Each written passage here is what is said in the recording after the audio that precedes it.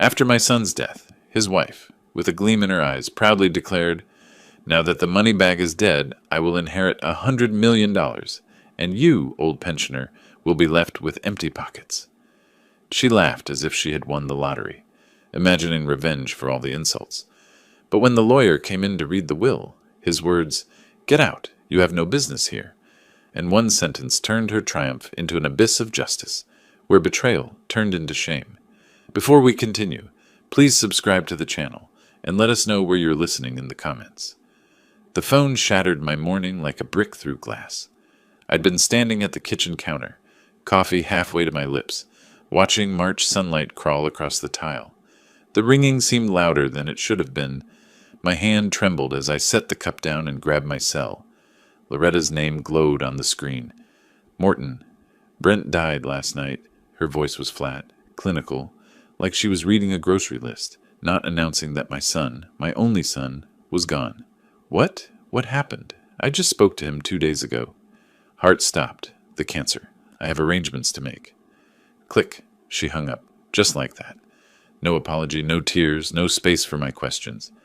I stood there holding the phone, staring at the blank screen, my coffee forgotten and cooling.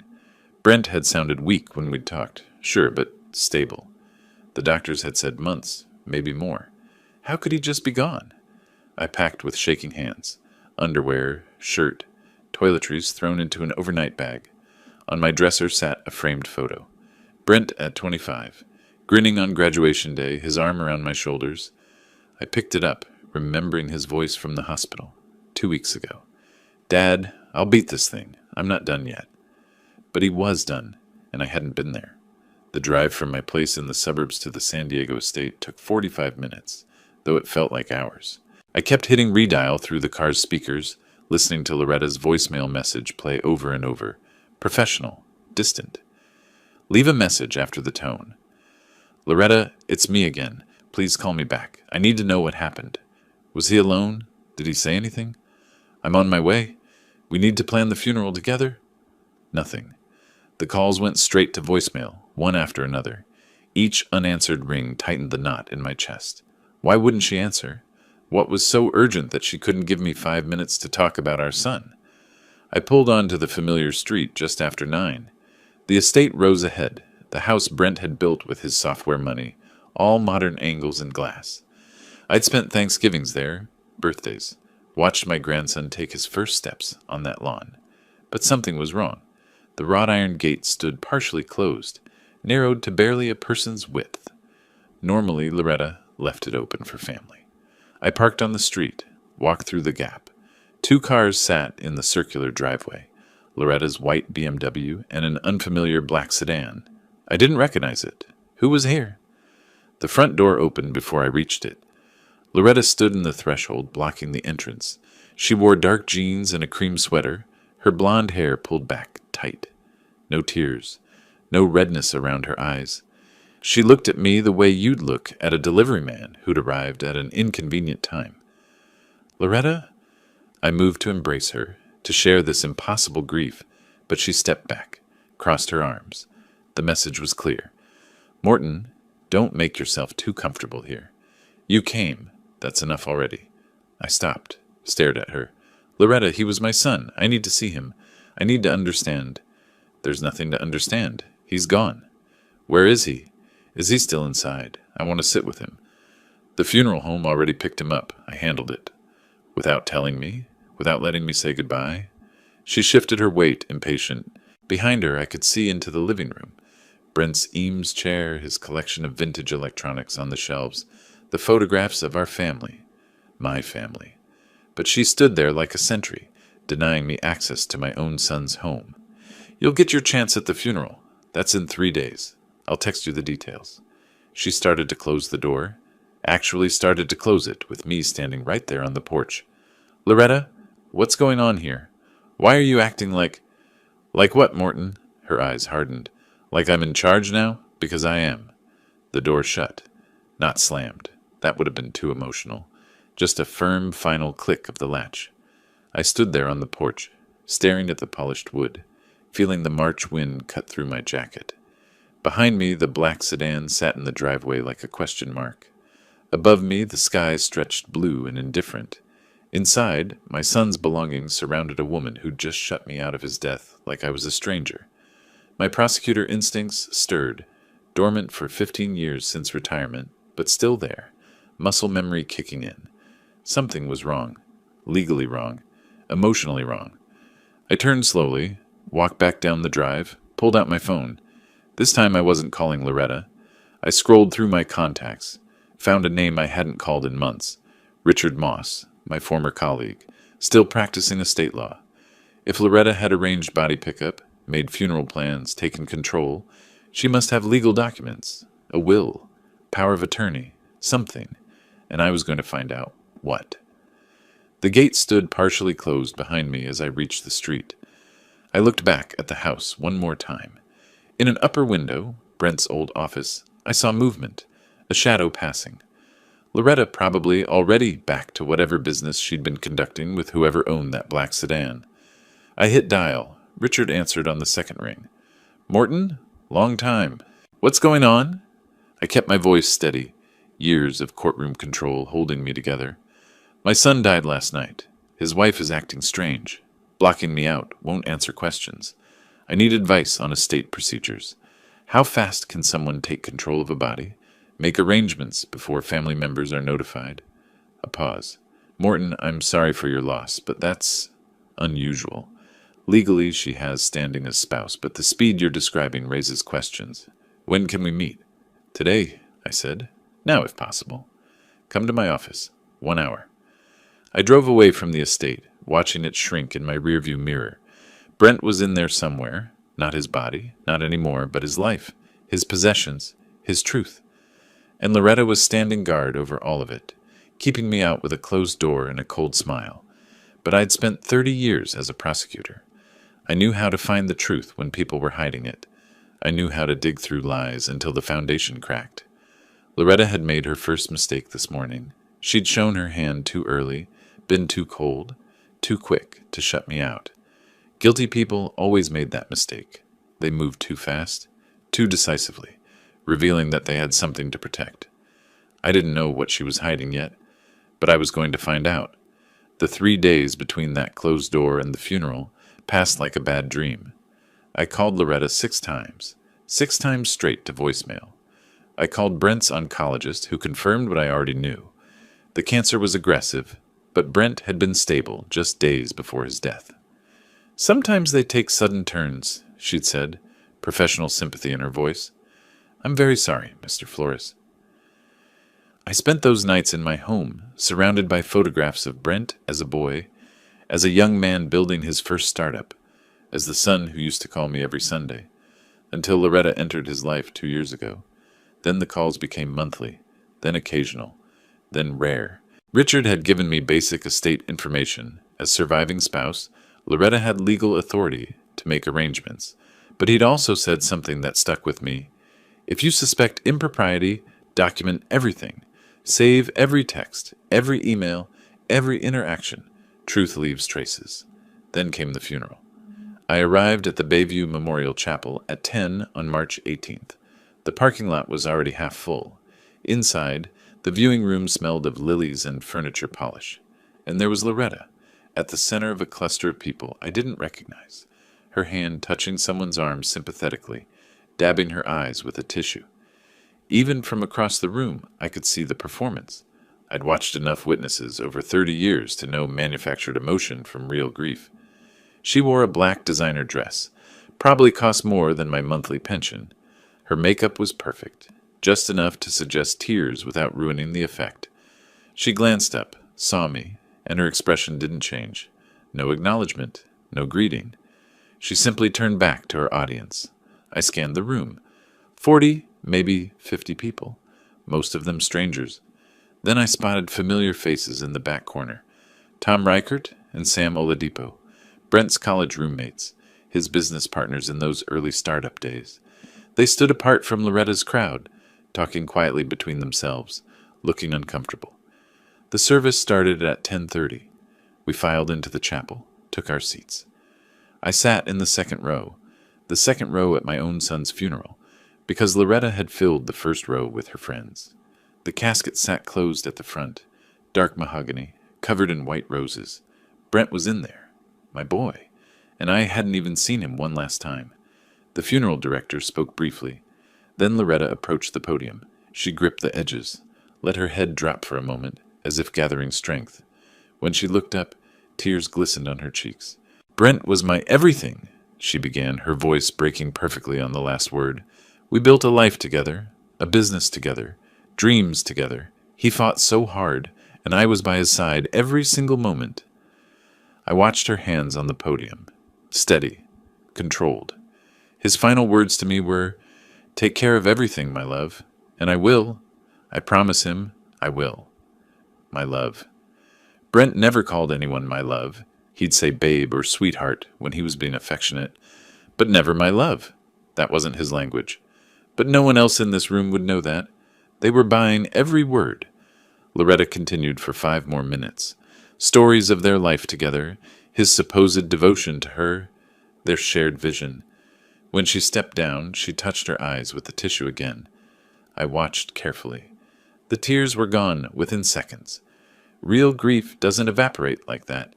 Real grief lingers, ambushes you in waves. This was something else. After the service, guests moved to the reception area. Platters of sandwiches, coffee urns, quiet conversations. I needed air. I stepped outside to the covered walkway, loosened my tie, breathed. Through the window, I could see into a small side room.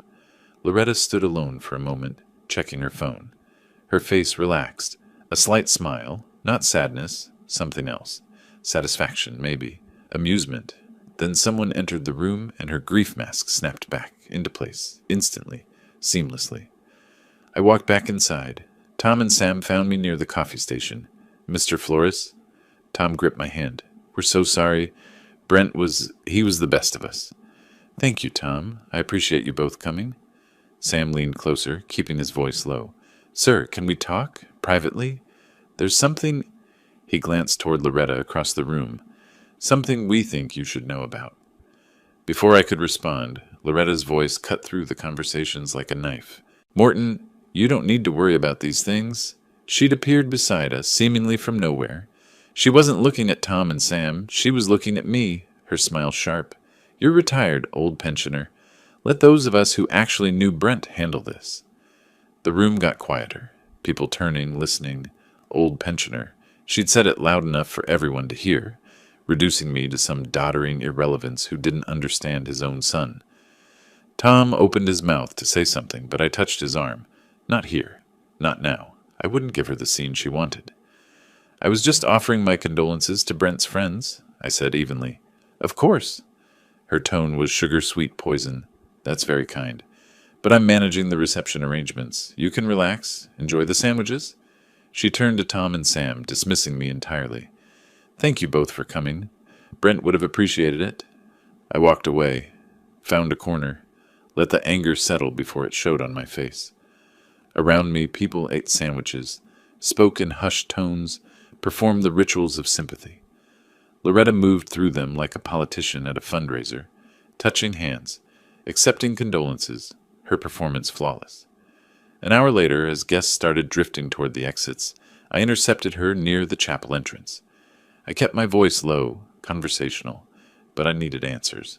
"Loretta, we need to discuss Brent's will, his final wishes. I was his father." She pulled her arm away. I hadn't even been touching her, with exaggerated force, as if I'd grabbed her roughly. Several people turned to look. "Brent left everything to me," she said, loud enough for those nearby to hear clearly. "The house, the business, everything. You're not needed here. Don't you understand? He wouldn't have, but he did. Accept it." She turned to a nearby couple, her voice immediately softening. "Excuse me, grief makes people behave strangely, doesn't it?" I stood there, watching her walk away, resume her performance. The couple glanced at me with pity, not for my loss, but for my apparent confusion, my elderly inability to accept reality. But I wasn't confused, not anymore. I was seeing clearly for the first time since that phone call. She wasn't just grieving differently. She was celebrating, and she wanted me to know it, wanted me to feel powerless, excluded, diminished, old pensioner, not needed here. I pulled out my phone, walked outside to the parking lot. The March afternoon was bright and cold. In my contacts, I found another name, Elena Vasquez, a private investigator I'd worked with on fraud cases years ago. If she was still working, still sharp, she could find things that lawyers and estate procedures couldn't. The phone rang twice before she answered. Morton Flores. Now there's a name I haven't heard in forever. How's retirement treating you? It's not, I said. I need your help. My son just died, and his wife is hiding something. I don't know what yet, but I need to find out. A pause. Then, tell me everything. I did. The cold phone call, the closed door, the funeral performance, the will claim, everything that had happened since that morning 3 days ago. Elena listened without interrupting. When I finished, she was quiet for a moment. Then, Morton, if she's lying about the will contents, we'll find out. If she's hiding assets, we'll find them. But I need you to understand something. If we go digging and find what you're afraid we'll find, it's going to hurt. Are you ready for that? I looked back at the chapel. Through the glass doors, I could see Loretta still working the room, still performing, still convinced she'd won. I'm ready, I said. I want the truth, whatever it is. Then we start tomorrow. Come to my office. Bring everything, texts, emails, any documents you have. We'll build a timeline of what really happened. I ended the call, stood in the parking lot as the last guests filtered out. Tom and Sam emerged, spotted me, walked over. Mr. Flores, Sam said quietly. What we wanted to tell you earlier. Brent called me 2 weeks ago. He was worried about money. Said some accounts weren't adding up, that Loretta was being evasive when he asked questions. He was going to look into it after his next treatment cycle. But then he died. I finished. Tom nodded. We didn't want to say anything at the funeral, but you should know. Something wasn't right. Brent knew it too. They left. I stood alone in the parking lot, watching the sun drop toward the horizon. Inside that chapel, my son's body lay in a closed casket, already claimed by a funeral home Loretta had selected, already being prepared for burial in a plot she'd chosen, already wrapped in arrangements I'd had no part in. But Brent had been suspicious, had been asking questions, had been worried about money, and then his heart had stopped, suddenly, conveniently.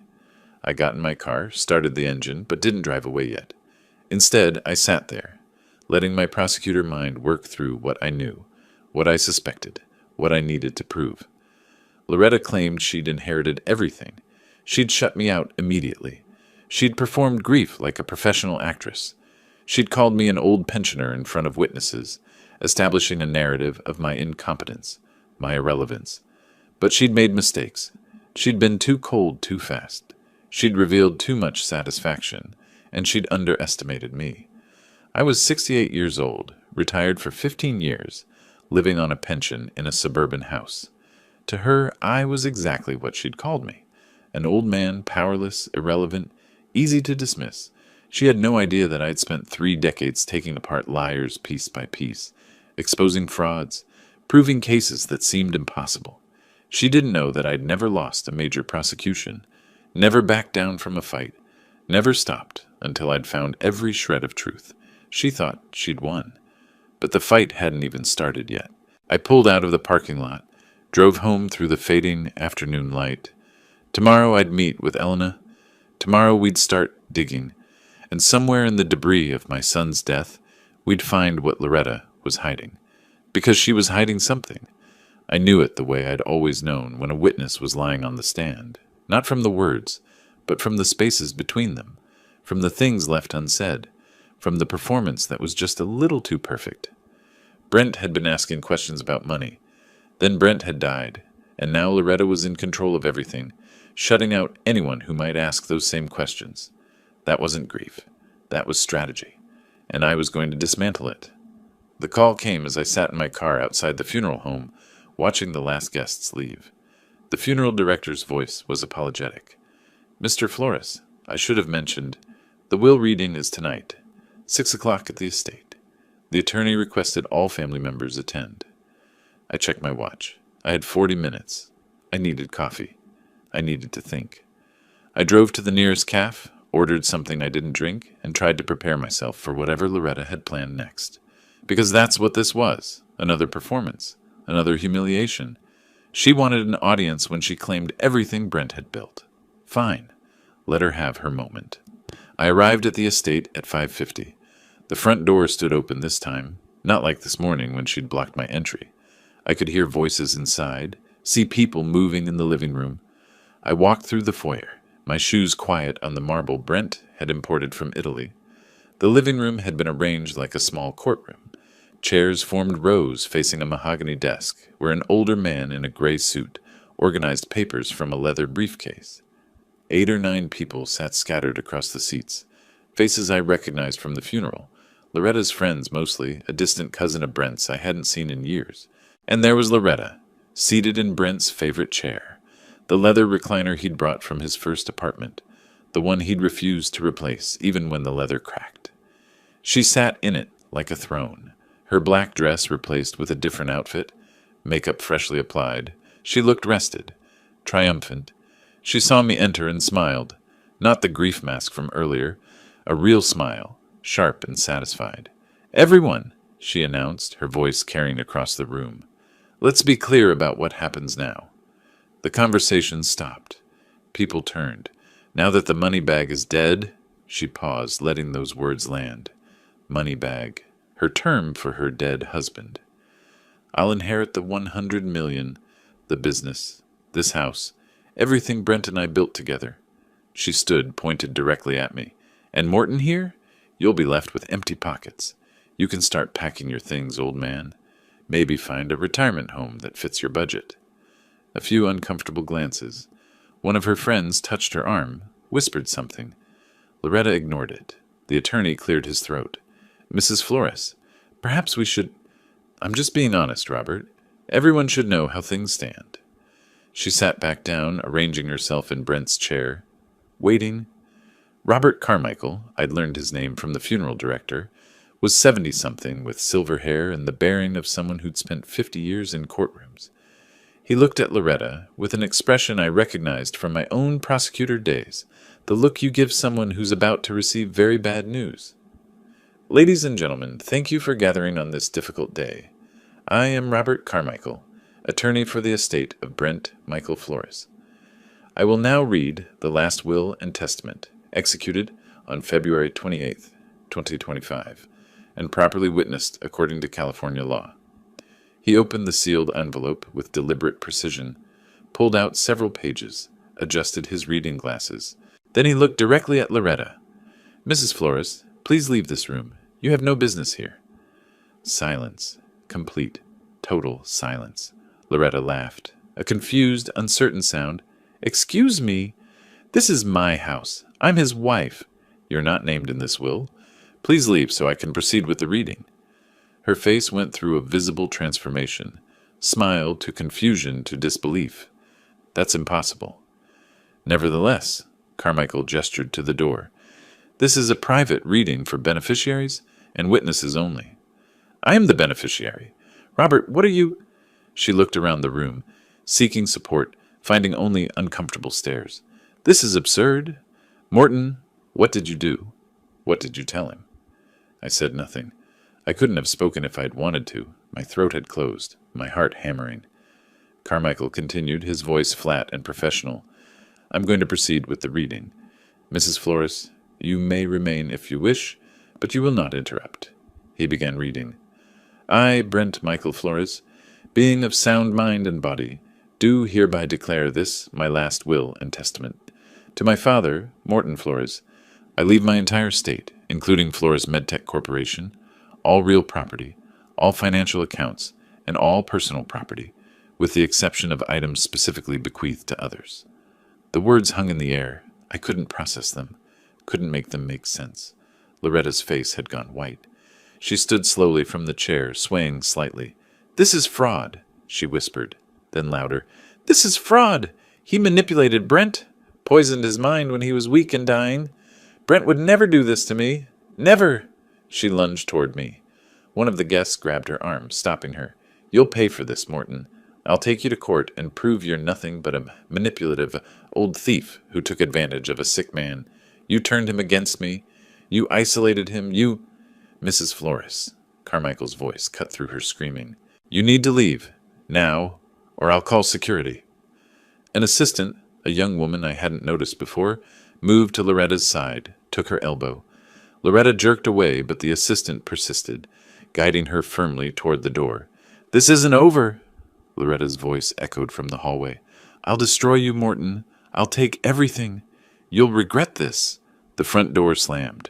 Through the window, I watched her storm to her BMW, engine roaring as she reversed down the driveway too fast, tires squealing. The room remained silent. Carmichael continued reading, small bequests to charities, personal items to old friends, procedures for the business transition. I heard the words without comprehending them. People began leaving quietly, murmuring condolences, avoiding eye contact. Within 15 minutes, the room had emptied except for Carmichael, his assistant, and me. I sat in one of the chairs, staring at my hands. Carmichael approached, holding the will document. "Mr. Flores, we need to talk. Privately. There's something your son wanted me to tell you."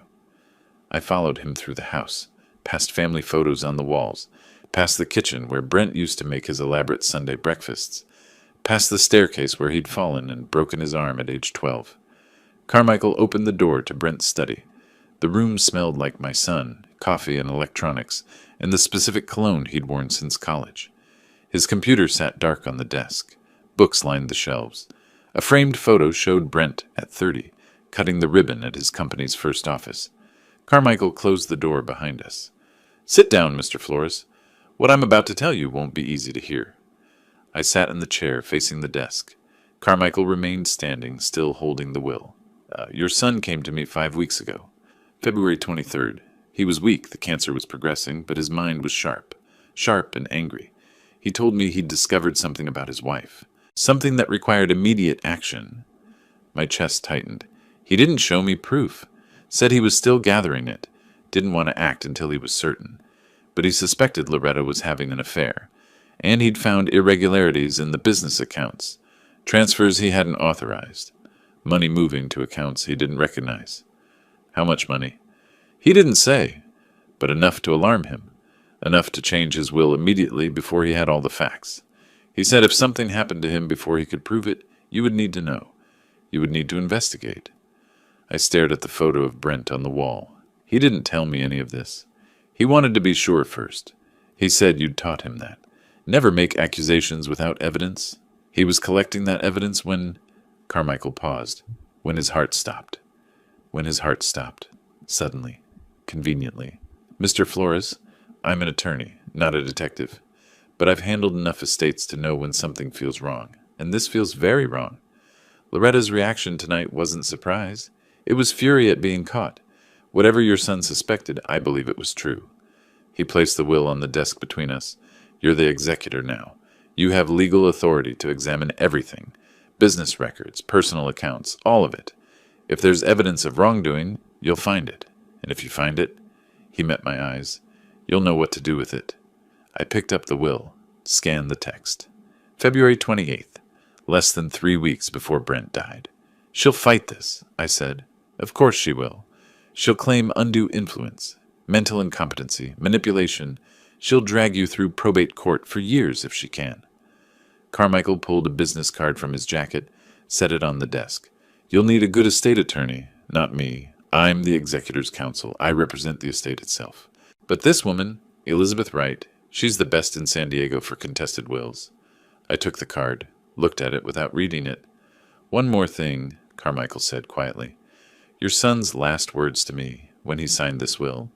He said, 'If something happens to me, make sure my father knows I trusted him. Make sure he knows I'm sorry for letting her come between us.'" Those were his exact words. My throat closed completely. I nodded, unable to speak. Carmichael left, closing the door softly behind him. I sat alone in Brent's study, holding the will, breathing in the fading scent of my son, and feeling the weight of what he'd left me. Not just money, not just property, but a mission. Find out what she did. Prove it. Make it right. Loretta had called me an old man, a powerless pensioner, someone to dismiss and humiliate. She had no idea what she'd just started. The week after the will reading passed in strange suspension, I stayed at my suburban home, not the estate. It felt wrong to move into Brent's house while everything remained so unsettled. Carmichael had explained some of it in that private meeting in Brent's study. My son suspected Loretta was unfaithful, had discovered irregularities in the business accounts. He didn't have proof, Carmichael said, but he had enough suspicion to protect his assets. He wanted you to have everything because he knew she'd take it all and destroy what he'd built. But suspicion wasn't proof, and now I was executor of an estate under attack. The certified letter arrived on a Tuesday morning, March 25th. I knew what it was before I opened it. The law firm name across the top, Blank and Associates. David Blank, I remembered him from my prosecutor days. Aggressive, ruthless, the kind of attorney who'd argue black was white if his client paid enough. The complaint was 47 pages. I sat at my kitchen table and read. Plaintiff alleges that defendant Morton Flores, taking advantage of his position as father to the deceased, deliberately isolated Brent Flores from his spouse, manipulated the deceased during periods of extreme physical and mental vulnerability, and exercised undue influence to redirect the estate away from its rightful beneficiary. Rightful beneficiary. She actually wrote that. The accusations went on, page after page. Elder abuse, exploitation of a vulnerable adult, interference with marital relations, fraud. Each paragraph was a knife, precise and meant to wound. I set the document down, picked up my phone. Before I could decide who to call, it rang. Tom Reichert, Brent's old college friend. Morton, I thought you should know. Loretta's been talking. She's telling everyone you were abusive to Brent, that you turned him against her, that you manipulated everything. I closed my eyes. None of that is true. I know. I knew Brent. But not everyone did. She's convincing to people who only knew her version. After Tom hung up, I sat staring at the complaint. This was her strategy. Legal pressure combined with social destruction. Attack my reputation, make me seem like the villain, force me to settle just to make it stop. I spent the next 2 days researching estate attorneys. My prosecutor experience was criminal law. I knew courtrooms, but not probate disputes. I needed someone who specialized in exactly this kind of fight. Elizabeth Wright's name appeared in 3 different cases. A contested will where a stepmother had tried to disinherit biological children. An elder abuse claim against a caretaker. A complex estate dispute that made the local news. She'd won all 3. I called her office Wednesday afternoon. Wright and Associates, how may I help you?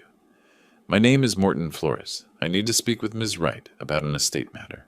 A will contest. Ms. Wright is in court this week, but she has an opening Thursday at 2. Would that work? Yes. Thank you. Thursday morning, I gathered everything. The will, medical records showing Brent's mental competency in late February, notes from my visits during his illness, Carmichael's summary of Brent's suspicions. I drove downtown to the address on Elizabeth's website. The office was a converted Victorian house on a quiet street, painted cream with dark green trim, professional, but not corporate. I arrived 15 minutes early, sat in my car composing myself. At precisely 2 o'clock, I climbed the porch steps and entered. The interior was all dark wood and built-in bookshelves, cases lining the walls. A receptionist directed me to the second floor. Elizabeth Wright met me at the top of the stairs. She was 64 according to her website bio, though she could have passed for younger. Silver hair cut short, sharp gray eyes behind frameless glasses, navy suit. She shook my hand with a firm grip. Mr. Flores, come in. Her office faced the street, large windows, organized desk, diplomas on the wall. She gestured to a chair and sat across from me, not behind the desk, making this conversational rather than formal. Tell me about your relationship with your son. Not the legal facts, the truth. How often did you see him during his illness? Every week, sometimes twice a week. He was my only child. Did you ever discuss the will with him? Never? I didn't know he'd changed it until Carmichael read it. She nodded, making notes on a yellow legal pad. The will is dated February 28th. What happened in late February? Why would Brent suddenly disinherit his wife? Carmichael mentioned Brent suspected something. Infidelity, financial irregularities. But I don't have proof. Then we find proof. Did Brent keep records? Computer files? Phone records? He had an office at the estate. I haven't been through it yet. Elizabeth leaned forward. Here's what we're dealing with. This lawsuit, she tapped the complaint I'd brought, claims undue influence and mental incompetency. But Brent was examined by his oncologist on February 27th. I checked. Medical records confirm cognitive function was unimpaired. The will was witnessed by 2 independent parties, neither of whom was you. She pulled out a highlighter, marked several sections of the complaint. So legally she has no grounds if the will was properly executed, which it was. But here's the problem. She looked up at me. She can drag this through probate court for 2-3 years. She can freeze the business assets, file motion after motion, destroy your reputation through discovery depositions. Every friend you have, every colleague Brent had, she'll depose them all, ask about your relationship with your son, plant doubts. By the time you win, your name will be mud, and the business will be worthless. So what do? We don't wait for that. We go on offense. We find out what Brent knew, and we prove it. I sat back, processing. You want to investigate her? I want to finish what your son started. If Loretta was stealing from the business, we find the transfers. If she was having an affair, we find evidence. We don't just defend this will contest. We file a countersuit. Fraud, breach of fiduciary duty, theft. We make her the defendant instead of you. Can we do that? Elizabeth smiled. Not warm exactly, but determined. Mr. Flores, I've been practicing estate law for 38 years. I've seen every trick, every manipulation, and I've never lost a case where the truth was on my side. If your son suspected wrongdoing, there's evidence. We just have to find it. She stood, walked to the window, looked out at the street. Here's my concern. You said Brent died suddenly. Heart failure from the cancer. But he was stable, collecting evidence, planning to take action. Then his heart stopped, conveniently before he could prove anything. I felt cold. You think? I don't think anything yet. I'm just noting the timing, which is why we need to move fast, before evidence disappears, before records get deleted, before witnesses forget or change their stories. She turned back to me. So here's what I need. Full access to Brent's office at the estate. His computer, phone, any personal records, financial statements from the business, employee contacts who might know about irregularities. Can you get me that? The estate is legally mine now. I can get you whatever you need. Good. She returned to her desk, wrote something on the legal pad. We start with Brent's digital life, computer, phone, email accounts. If he suspected infidelity and financial theft, he would have looked for evidence. We find what he found, or what he didn't live long enough to find. She tore off the page, handed it to me, a list of items she needed. Can you get me access to his office at the estate? I need to see where he worked. Tomorrow morning. She extended her hand again. Mr. Flores, I'm going to tell you something I don't usually tell clients on the first meeting. I came out of semi-retirement to take this case. You know why? I shook my head. Because I'm tired of seeing decent people destroyed by gold diggers and frauds. Your son knew something was wrong. He took steps to protect what he'd built, and then he died before he could finish the job. That deserves better than watching his widow steal everything while destroying his father's reputation. She met my eyes. We're going to finish what he started, and we're going to make sure she pays for whatever she did. I left her office feeling something I hadn't felt since Loretta's phone call 2 weeks ago. Purpose. Not just grief, not just confusion, actual direction. The drive back to my house took 40 minutes through afternoon traffic. I kept replaying Elizabeth's words. We go on offense. We find proof. We make her the defendant. That night, I sat at my kitchen table with the list Elizabeth had given me. Computer, phone, financial records, email accounts, everything Brent would have used to investigate his own wife. But there was a problem. Even if I had access to the estate, to Brent's office, his computer would be password protected, his phone locked, his email accounts secured. I couldn't hack those systems, didn't have the skills, didn't have the right. But I did have something else. Elena Vasquez, the private investigator I'd called after the funeral. She had those skills, or knew people who did. I pulled out my phone, found her number, sent a text. Need your help tomorrow. Computer forensics. Can you meet me at the San Diego estate at 9 a.m.? Her response came in 30 seconds. Address? I sent it. Then I sat back, looked around my small kitchen, the house I'd lived in for 20 years, the quiet suburban life I'd settled into after retirement. That life was over. Had been over since Loretta's cold voice on the phone. Brent died last night. Now there was only this: the investigation, the evidence, the truth, and whatever came after we found it. I thought about Brent in those final weeks. Weak but determined, investigating his own wife, changing his will, trying to protect what he'd built. He'd known something was wrong, had been gathering proof. Then his heart stopped. Tomorrow, I'd start where he'd left off, find what he'd found, prove what he'd suspected. And if there was more to his death than cancer, if there was something deliberate, something criminal, I'd find that too. Elizabeth was right. We weren't playing defense. We were going on offense. And I wasn't that confused, grieving old man Loretta had dismissed at the funeral anymore. I was a prosecutor again, and she'd just become my target. Elizabeth arrived at the estate the next morning, carrying a laptop case and a determined expression. I'd spent the night gathering what I could access: Brent's business files, bank statements I'd found in his desk, the laptop he kept at home. I'd barely slept, running through scenarios, questions. What had Brent discovered? What had he been afraid to tell me?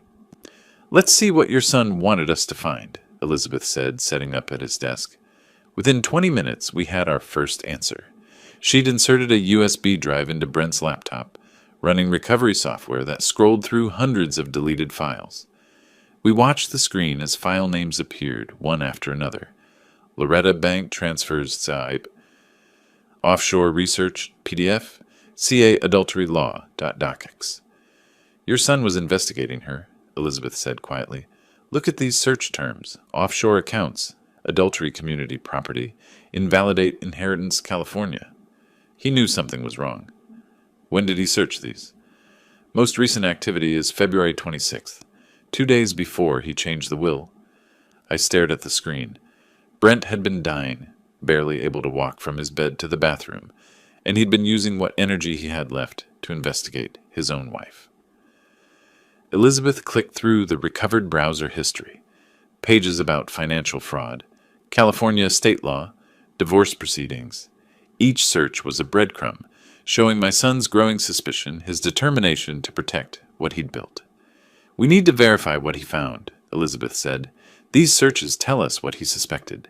We need proof of what actually happened." I stepped out of the office to make a call. Richard Moss, the estate attorney who'd first advised me, had connections beyond legal practice. I dialed his number. "Richard, I need a favor. Unofficial, time-sensitive. Financial audit for a private matter. Can you recommend someone who moves fast and stays quiet?" A pause. "How unofficial are we talking?"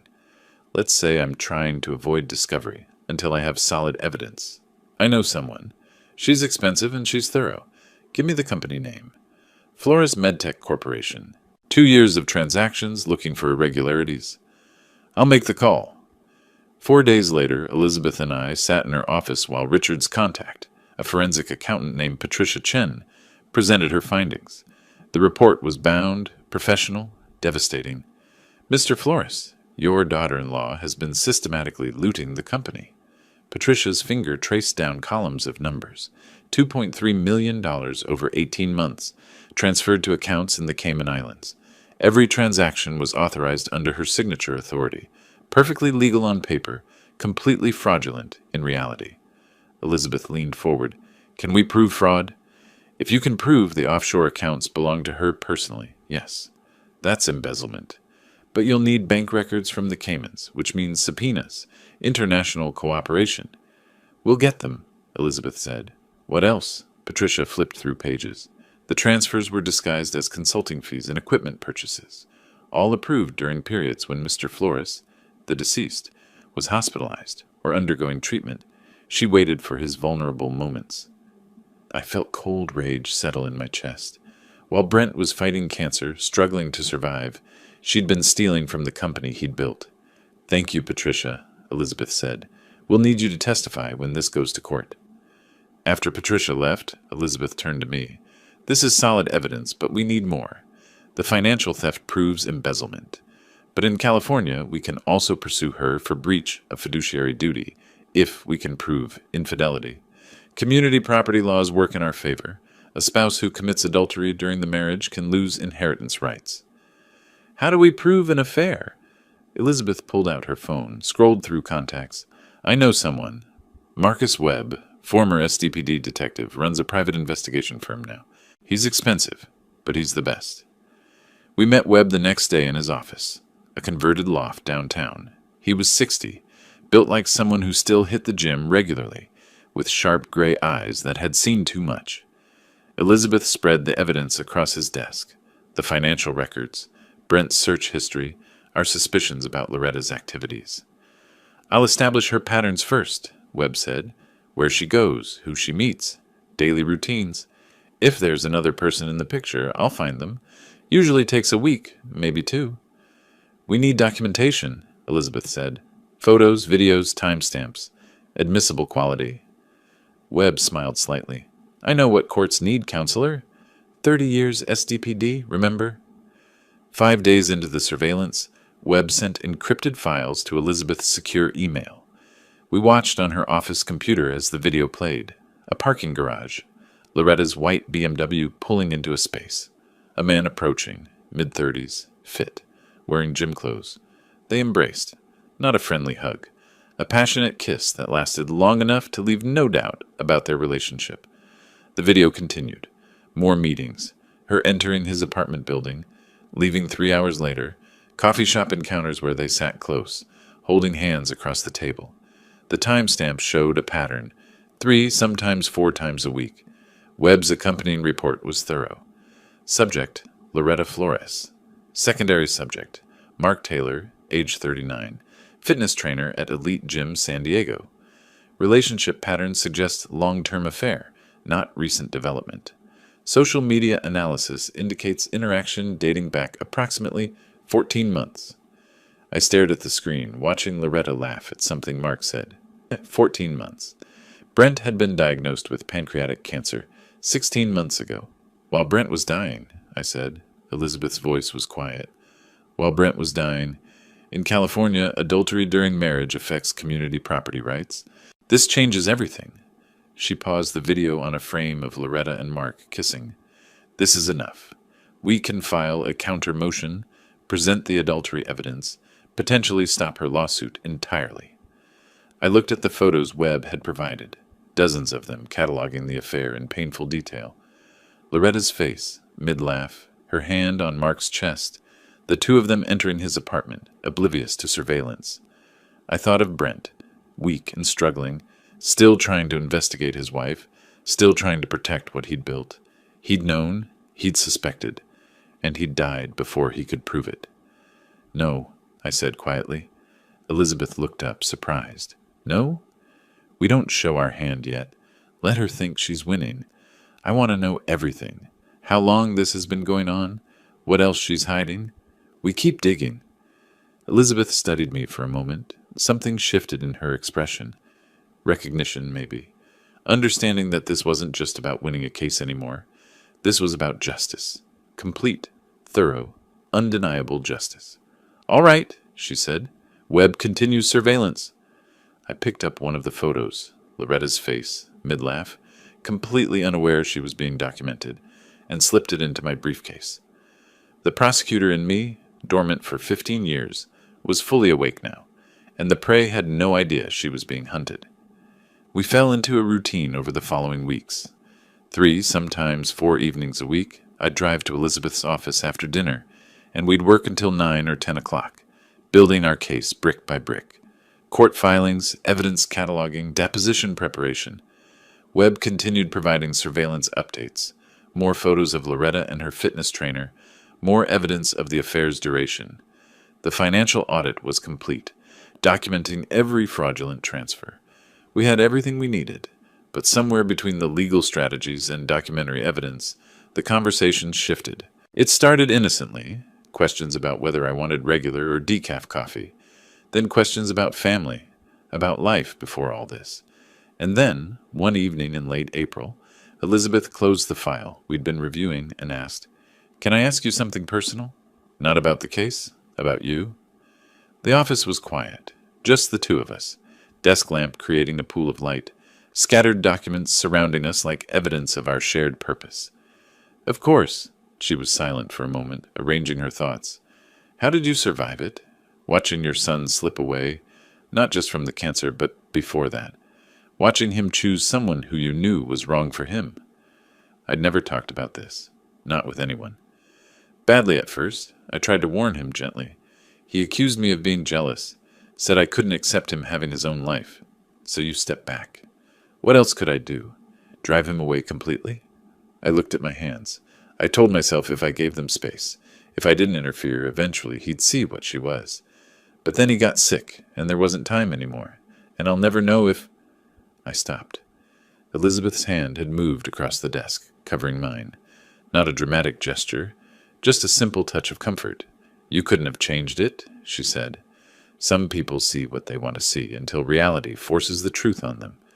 Believe me, I know. She pulled her hand back slowly, but the warmth lingered. My husband left me for a paralegal in his firm, she said. 26 years old, fresh out of school. I was 54, and suddenly I wasn't enough. He took half of everything I'd built and started over with someone who made him feel young. How did you survive it? Badly at first. A slight smile. Then I realized something. I didn't want someone who couldn't see my value. Throwing myself into work was easier than dealing with the loneliness. I took early semi-retirement because I was tired of watching happy couples and wondering what I'd done wrong. Turns out I wasn't the problem. Neither was I said. No, neither were we. The silence that followed was different from our usual comfortable working quiet. This was charged, aware. Elizabeth cleared her throat, shuffled papers. We should probably. It's getting late. But the next evening we met for coffee instead of going straight to work. Then lunch a few days later. The conversations deepened. Her passion for hiking, her daughter's wedding last summer, my years teaching Brent to fish at the lake near our old house. You were a federal prosecutor for 30 years and you've never seen The Godfather? Elizabeth's tone was mock horrified. I smiled. I lived courtroom drama every day. Why would I watch it for entertainment? Because it's art, Morton. We're fixing this cultural gap immediately. The casual use of my first name, the teasing tone. I realized we'd crossed some invisible line without either of us acknowledging it. One afternoon, Elizabeth showed me a photo on her phone. Her daughter's wedding, her in a blue dress, smiling wider than I'd seen her smile in all our working sessions. We leaned close, looking at the screen together. I could smell her perfume, something subtle, professional. Our shoulders touched. Neither of us moved away. She looks like you, I said. She has her father's stubbornness, unfortunately. Elizabeth lowered the phone, but didn't pull back. We were inches apart, her eyes meeting mine. For a moment, neither of us spoke. The air felt different, charged. Then her phone buzzed. She straightened, checking the message. The moment broken. It's my assistant. David Blank filed something. Emergency motion. She's bringing it over now. 20 minutes later, we read Blank's filing together. Improper relationship. Conflict of interest. Ethical violation, compromising representation. The language was inflammatory, accusatory, designed to discredit both of us. Elizabeth's face flushed with anger. This is David Blank's specialty. When he can't win on facts, he goes after character.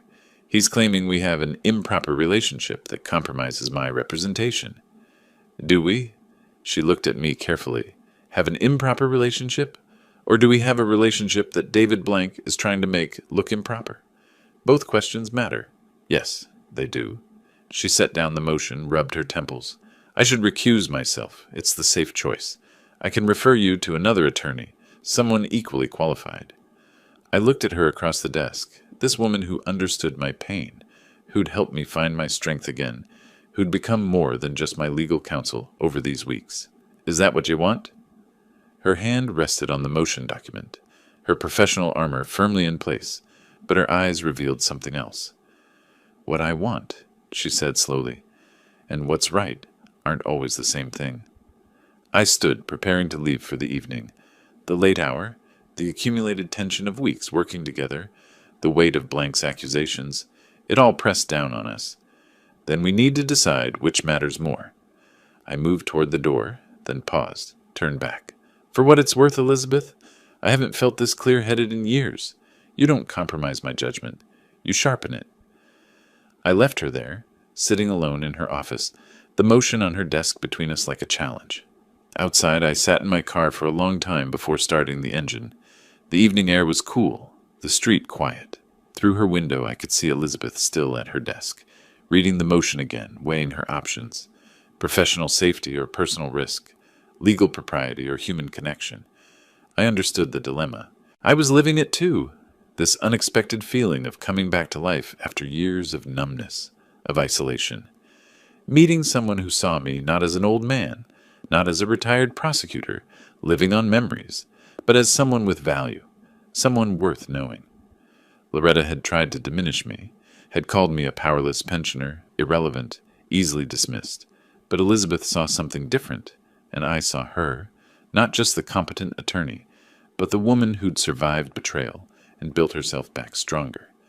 I started the car, pulled away from the curb. Behind me, the light in Elizabeth's office stayed on. Tomorrow, she'd make her decision. Tomorrow, we'd face whatever came next. But tonight, driving home through empty streets, I felt something I hadn't felt in years. Hope. Not just for justice against Loretta, not just for winning the case. Hope that maybe, at 68, life still had surprises left. Good ones. The hearing was set for the first week of May. Elizabeth filed her response to Blank's motion, a 20-page brief that addressed the improper relationship claim directly while pivoting to the evidence we'd gathered against Loretta. She'd decided not to run from the accusation, but to meet it head-on, then demonstrate through her preparation and advocacy that our friendship strengthened rather than compromised her representation. I spent that week in strange preparation, reviewing potential testimony, organizing documents, mentally returning to courtroom space I'd inhabited for 30 years. But this time would be different. This time, I wouldn't stand at the prosecution table directing the case. I'd sit at the defendant's table, trusting someone else to fight for me. The morning of the hearing, I put on my courtroom suit, charcoal gray, slightly tight across the shoulders after 3 years of retirement, and knotted my tie. Elizabeth met me at the courthouse steps. We entered together. The smell hit me first, old wood and floor polish, the particular scent of legal proceedings that I'd forgotten until that moment. The probate courtroom was smaller than the criminal courts I'd known, but the weight was the same. Judge Patricia Hendricks presided from the bench, 60-something silver hair, the expression of someone who'd seen every manipulation tactic in probate litigation. Elizabeth squeezed my arm briefly before opening her briefcase with practiced precision. We took our seats at the defendant's table. Across the aisle, David Blank arranged his documents with theatrical flair, Loretta beside him in conservative black, playing the wronged widow. "Let's begin," Judge Hendricks said. "Mr. Blank, your motion to disqualify counsel." Blank stood, gestured broadly. "Your Honor, the evidence shows an unconscionable relationship between attorney and client. Ms. Wright and Mr. Flores have been seen together repeatedly at restaurants. Spending evenings alone in her office." He pulled out photos, apparently of us at lunch. "This goes beyond professional representation. It compromises Ms. Wright's judgment and creates ethical violations that demand her removal from this case." Judge Hendricks looked at Elizabeth. "Ms. Wright?" Elizabeth stood calmly. "Your Honor, Mr. Flores and I have developed mutual respect and friendship during this representation. I won't apologize for treating my client as a human being rather than a case file. My judgment remains sound, my advocacy vigorous, and my ethics intact. Mr. Blank has presented innuendo, but no evidence of impairment." The judge studied both attorneys for a moment. "Mr. Blank, you've presented innuendo, but no evidence that Ms. Wright's representation has been compromised. Attorneys and clients are human beings who sometimes form friendships. Unless you can demonstrate actual impairment of judgment or ethical violation, this motion is denied. Ms. Wright remains counsel of record." Blank's jaw tightened. He sat down, whispered something to Loretta.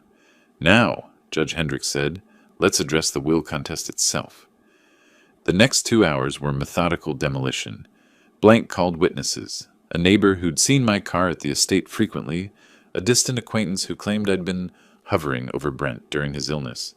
Each testimony painted me as predatory, manipulative, taking advantage of my dying son. Elizabeth's cross-examinations were surgical. Mrs. Patterson, you testified you saw Mr. Flores visit his son frequently. Did you ever witness any of these visits? No, but I saw his car. So you don't know what occurred during these visits? Well, no, but did you know that Brent Flores called his father every Sunday for 20 years before his illness? Silence. Let me rephrase. You're testifying about frequency of visits, but have no personal knowledge of their nature or content, correct? I suppose. Elizabeth presented medical records from Brent's oncologist, documenting his cognitive function was unimpaired through February 28th, the day he signed the will. Robert Carmichael testified about the will execution, confirming Brent's clarity of mind, his deliberate choices, his specific instructions. Then Elizabeth made her move. Your Honor, the defense has focused on Mr. Flores's relationship with his dying son. I'd like to redirect attention to Mrs. Flores's relationship with someone else during that same period. She pressed a button. The courtroom screen flickered to life. The photograph was large, undeniable. Loretta and a younger man kissing in a parking garage. The timestamp read January 15th, 2025. The courtroom went silent. Collective intake of breath. This is Loretta Flores with Mark Taylor, taken on January 15th of this year. Brent Flores was alive, undergoing chemotherapy. The affair had been ongoing for over a year. More photos. Loretta and Mark embracing, entering his apartment building, sitting close at a cafe, holding hands. I watched Loretta's face drain of color. Blank leaned over, whispered urgently. Your Honor, Elizabeth continued, in California, adultery during marriage affects community property rights and inheritance. Mrs. Flores wasn't the devoted wife caring for her dying husband. She was conducting a long-term affair while planning to inherit his estate. Loretta stood abruptly in the gallery. Those photos are misleading. Mark was helping me through a difficult time. He was a friend when I needed support. Elizabeth's expression didn't change. A friend you bought a $15,000 Rolex for using marital funds? She held up financial records. A friend you texted, I can't wait to feel your body against mine while your husband was in hospice? She held up phone records. Mrs. Flores, adultery isn't just morally reprehensible, it's legally relevant. Loretta sat down abruptly, face flushed. Blank stood quickly. Your Honor, I request a recess to consult with my client. Judge Hendricks looked at the evidence displayed on screen, then at Loretta, then back to Blank. We'll take a 30-minute recess. Mr. Blank, I suggest you consult with your client about whether continuing this litigation serves her interests. The gavel struck. The courtroom erupted with murmured conversations. I watched Loretta and Blank huddle in urgent whispered conference, her hands gesturing frantically. Elizabeth packed her evidence binders methodically, her face professionally neutral, but she caught my eye, a moment of shared understanding. I stood, needing air. The hallway was crowded with people from the gallery, reporters with notebooks, curious observers, and there, standing against the far wall, watching me with an expression of pure hatred, was a man I recognized only from surveillance photos, Mark Taylor, the fitness trainer. He'd come to court. Our eyes met across the crowded hallway. He pushed off the wall and walked toward me deliberately. Mark Taylor crossed the courthouse hallway with deliberate strides, his expression a mixture of anger and something else. Fear, maybe, or desperation. I'd seen his face only in surveillance photos until now, frozen moments of intimacy with Loretta. In person, he was younger than I'd realized, probably not even 40, wearing expensive workout gear like armor. He stopped 3 feet away, close enough to be confrontational, far enough to avoid causing a scene that might bring courthouse security. You happy now? His voice was tight, controlled. My face is all over those photos in court. My name's going to be in every news report. You've destroyed my reputation, my business. Clients are already canceling. I looked at him steadily. 30 years as a prosecutor taught me when to stay silent. Let the subject talk themselves into corners. Your reputation? I kept my voice calm. My son is dead. Mark's anger deflated slightly. I didn't know how sick he was at first. She said they were separated, practically divorced. But you learned the truth? Yeah, I learned. He looked away, jaw working. You think you know what she is? You don't know half of it. She talked about him like he was already dead, counted his money while he was still breathing. Before I could respond, Elizabeth emerged from the courtroom. She read the situation instantly, stepped between us with professional authority. "Mr. Taylor, I'm Elizabeth Wright, Mr. Flores's attorney. If you have something to say that's relevant to this case, we can discuss it properly. Otherwise, you should leave." Mark looked at her, then back at me. Something shifted in his expression, calculation replacing anger. "She manipulated me, too," he said. "Told me we'd be together once he was gone. Showed me financial documents, talked about the company valuation, said just a few more months and we'd be free." Elizabeth's posture changed subtly. Recognition of opportunity. "Mr. Taylor, let's talk somewhere quieter." She guided him to a corner of the hallway, away from the crowd. I followed, watching her work, the tone both empathetic and firm, creating psychological space for him to turn on Loretta. "Did Loretta ever discuss her husband's estate with you? His finances?" Mark hesitated. Yeah. She talked about what would happen after, showed me documents about his company, the valuation, said when he died we could finally be together, be comfortable." "Did she ever specify a timeline?"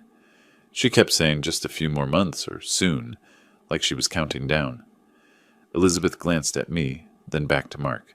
"Do you have any documentation of these conversations? Text messages? Emails?"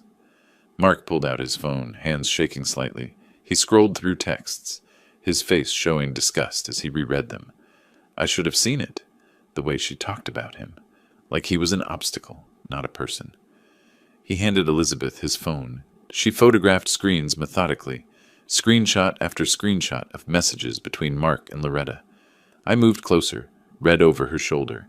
"A little more time and he'll die. Then we'll be free and rich." The message was dated February 20th. Brent had still been alive, still fighting. "She wrote that while he was fighting to live," I said, my voice tight. Mark avoided my eyes. "I know how it looks. I should have ended it then." Elizabeth looked up from the phone. "Mr. Taylor, I need you to provide a sworn statement and copies of all communications with Loretta Flores. In exchange, I'll recommend to Mr. Flores that we have no interest in pursuing any claims against you personally. You were involved with a married woman, which is morally questionable, but you didn't commit any crime. She's the one who stole from the company and betrayed her dying husband. What happens to her? That's for the court to decide." Mark nodded slowly. "I'll do it. I'll give you everything." We drove to Elizabeth's office. Her assistant stayed late to help prepare documents. Mark signed a sworn declaration, the notary stamping it official. Elizabeth attached authentication certificates to the text message evidence, drafted an emergency motion to introduce supplemental evidence. I watched her work with focused intensity, assembling the pieces of Loretta's destruction.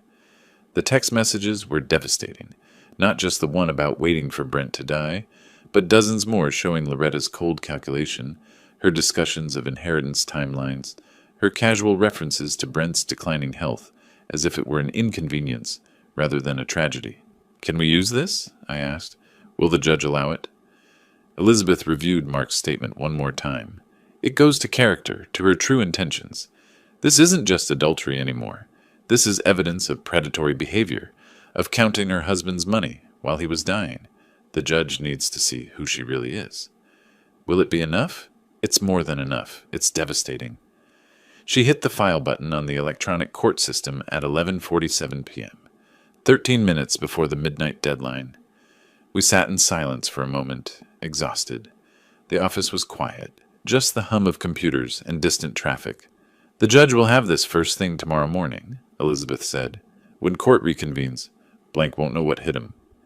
I picked up one page from the stack of filed documents. Mark's declaration, authenticated messages, motion to introduce supplemental evidence. Read Loretta's text again. "A little more time and he'll die. Then we'll be free and rich." I set it down carefully. "She counted the days," I said quietly. "While Brent was fighting for his life, she was counting the days until he'd die."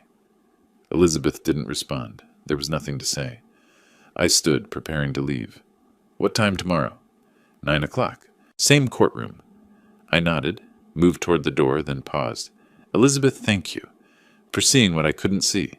for giving me the weapons to fight back. She looked at me across the desk, this woman who'd become more than just my attorney, who'd helped me find strength I'd thought was gone. "We finish this tomorrow," she said. I left the office, drove home through empty streets. But I didn't sleep. I sat at my kitchen table, looking at the framed photo of Brent, thinking about those text messages. A little more time and he'll die. Loretta had written those words while Brent struggled to breathe, while he underwent chemotherapy, while he fought with every ounce of strength to survive. She hadn't just betrayed him. She'd waited, calculated, counted down to his death like it was something to celebrate. Tomorrow, the judge would see it all. Tomorrow, whatever sympathy Loretta might have claimed as a grieving widow would evaporate in the face of her own words. Tomorrow, justice would be complete. But tonight, I just sat with my son's photograph and felt the weight of what we'd discovered. Not just theft, not just adultery, but something colder and more calculated than I'd imagined possible. I returned to the courthouse the next morning with less than 4 hours of sleep. The images from Mark Taylor's phone, those text messages Loretta counting down days to Brent's death, had played on repeat behind my closed eyelids.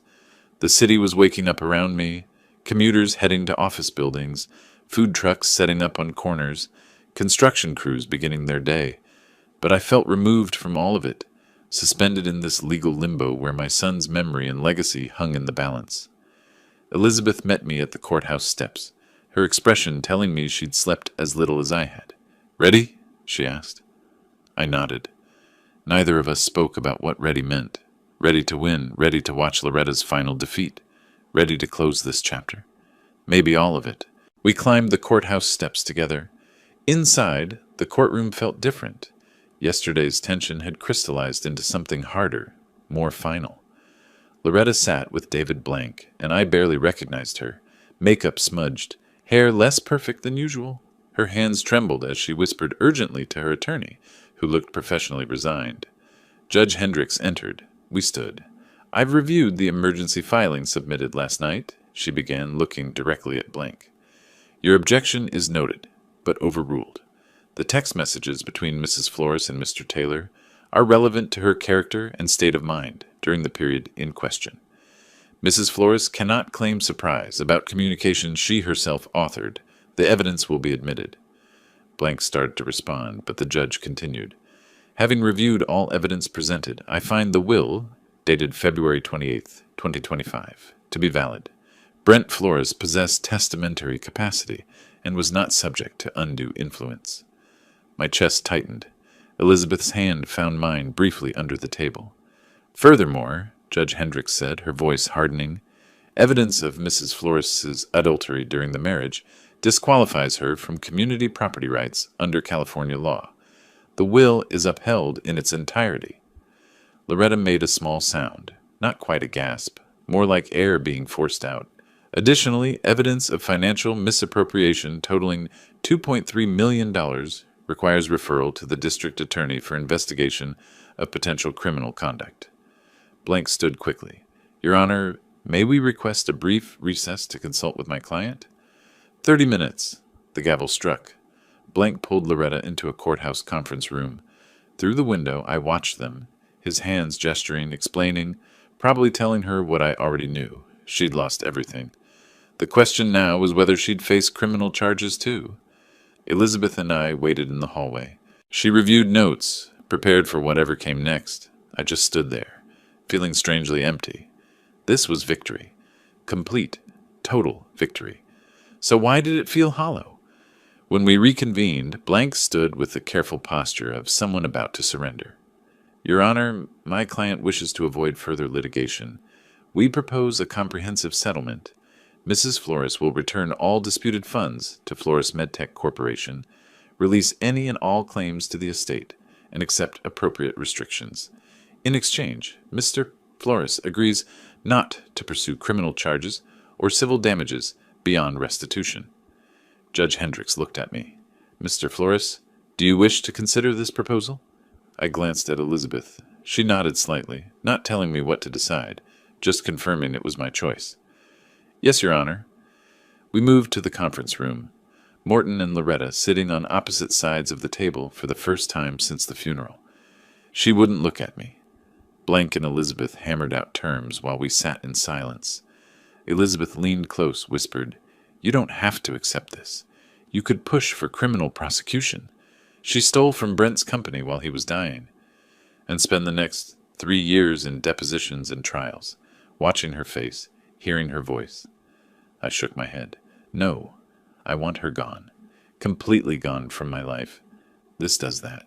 Then we accept. We accept. The settlement took 90 minutes to finalize. Elizabeth wrote notes in her precise handwriting. Blank tried to salvage anything for his client. He got nothing. Comprehensive release. Return of all funds. Restraining order preventing her from contacting me or interfering with company operations. Her signature on documents waiving all rights to Brent's estate, forever. Back in the courtroom, the court reporter brought the documents, placed them in front of Loretta. Blank pushed a pen toward her. Her hand hovered over the signature line for a long moment. I watched her face, saw the recognition that signing meant accepting total defeat. No inheritance, no company, no legacy from the man she'd betrayed. She signed. Each page turned with a sound that seemed loud in the quiet courtroom. "Your Honor," Blank said, "the settlement has been executed. Mrs. Flores has signed all documents, including the comprehensive release and acknowledgement of terms." Judge Hendricks nodded. "Very well. This matter is concluded. Mr. Flores, the estate is yours to administer as specified in your son's will. Court is adjourned." The gavel struck. Final. Absolute. Loretta stood quickly, not looking at anyone. She walked rapidly toward the exit, Blank following. But at the door, she paused, hand on the doorframe, shoulders tense. For a second, I thought she might turn back, might say something. She didn't.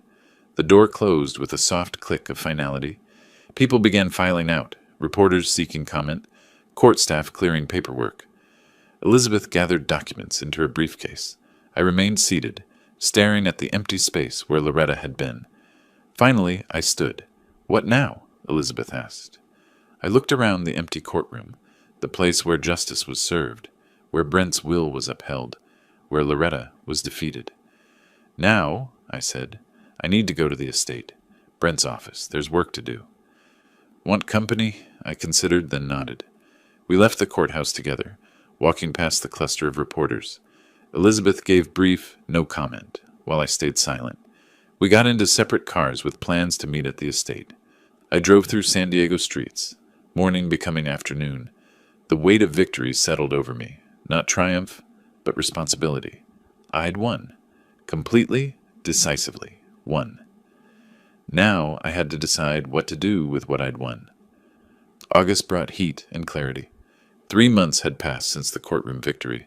3 months of transformation that felt both rapid and gradual. I'd spent that time learning my son's business from the inside, meeting with department heads, reviewing product pipelines, understanding the medical technology company Brent had built from nothing. The work was demanding, but purposeful. I'd moved into his office, not immediately, but gradually, first visiting to sort through files, then working from his desk occasionally, finally accepting that this space was mine now, along with the responsibility it represented. Elizabeth had been integral to the transition, helping navigate corporate legal structures, advising on governance questions, and, somewhere between contract reviews and strategic planning sessions, becoming much more than my attorney. We hadn't announced anything formally. We didn't need to. People saw us together at business functions, noticed the easy partnership, drew their own conclusions, and for the first time in years, I didn't mind being seen. Now, on a warm August afternoon, we sat in my office reviewing architectural plans for something I'd been developing for weeks. "The Brent Flores Foundation," Elizabeth read from the blueprint mock-up. "Morton, this is beautiful." "It's what he would have wanted," I said, not just preserving what he built, but expanding it, growing it into something that helps people the way he wasn't able to be helped. The foundation would provide financial assistance to families dealing with cancer treatment costs, fund pancreatic cancer research, support hospice care, $10 million as initial endowment, Brent's company helping people through medical technology, the foundation extending that mission to direct patient support. "I keep thinking about those last months," I said, the fear in his eyes. "If this foundation can ease that fear for even one family, It's worth everything. Elizabeth's hand touched my shoulder. This is the right way to honor him.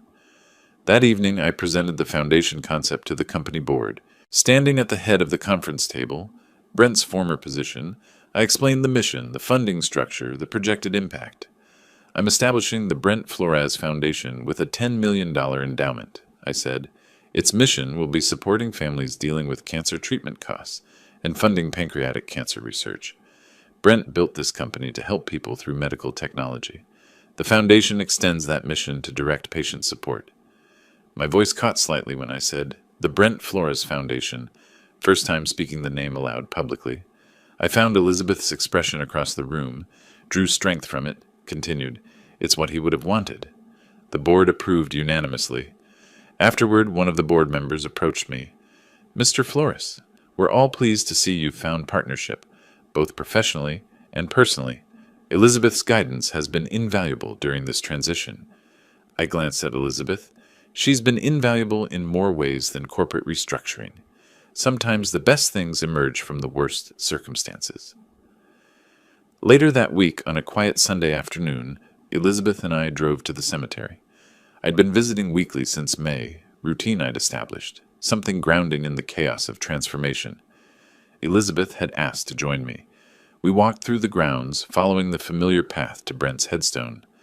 I carried a small bouquet, the weekly ritual that helped me feel connected. At the grave, I placed the flowers carefully, stood in silence for a moment, Elizabeth staying slightly back to give me space. Son, I said quietly, I did what I promised. Justice prevailed. Loretta got nothing, and she'll never benefit from what you built. I paused, organizing thoughts. The foundation launches next month. Your name will help people. Your legacy continues. Another pause. I found someone, Brent. Elizabeth. I think you'd have liked her. She's principled, strong. She helped me fight for you when I didn't know how. The longest pause yet. I miss you. That doesn't change. But I'm okay now. Finally, okay. Elizabeth moved closer, taking my hand. We stood together in comfortable silence. You come here every week? She asked eventually. Every Sunday. It's become my routine. Want to join me next time? I'd like that. But Morton, he's not here. You know that, right? He's in the foundation, in the company, in your memories, not just here. I squeezed her hand. I know, but I'm not ready to stop visiting yet. Maybe someday. No rush. We have time. We walked back to the parking area, slowly. Elizabeth asked what I wanted for dinner, and I suggested trying that new restaurant she'd mentioned weeks ago. Normalcy. Domesticity. Life continuing. We drove separate cars but agreed to meet at my place, the suburban house I'd kept despite inheriting Brent's estate. I didn't need the mansion's size or luxury. This space was mine, filled with my memories, now ready for new ones. Elizabeth's car pulled up behind mine in the driveway. As she walked toward me, I thought about the journey from that cold phone call in March to this warm August evening. Brent was gone. That truth didn't change. But I was still here. And after everything, the betrayal, the battle, the victory, I'd found something I didn't know I was looking for. A reason to keep living fully, not just existing. Justice had been necessary. The courtroom victory, Loretta's defeat, the money returned, the will upheld, all of it mattered. But love, purpose, meaningful work, these were what made justice worth achieving. These were what transformed survival into living. Loretta had tried to reduce me to nothing. An old pensioner, powerless, irrelevant, easily dismissed. She'd been wrong about everything. I was 68 years old. I'd lost my only son. I'd fought the hardest battle of my life. And I'd won. Not just in court, not just financially. I'd won back myself, my purpose, my future. Elizabeth reached me, and together we walked toward the house. The door closed behind us. Through the windows, lights came on as evening fell, warm glow against gathering darkness. Inside, there would be dinner, conversation, companionship. Tomorrow, there would be work, foundation business, company decisions, meaningful action. Next Sunday, there would be flowers at Brent's grave. Every Sunday after that, too. The grief remained, would always remain, but it no longer dominated. It coexisted with purpose, with love, with the dailiness of building something good from something terrible. Loretta was gone. Left San Diego, left my life, irrelevant now. Mark Taylor had disappeared too.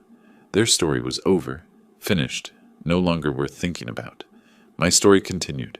Brent's legacy continued. The foundation would help families, fund research, ease fear for people facing what we'd faced. That was enough? More than enough. It was everything. If you like this story, please like this video, subscribe to the channel, and share your impressions of this story in the comments. To listen to the next story, click on the box on the left. Thank you for watching.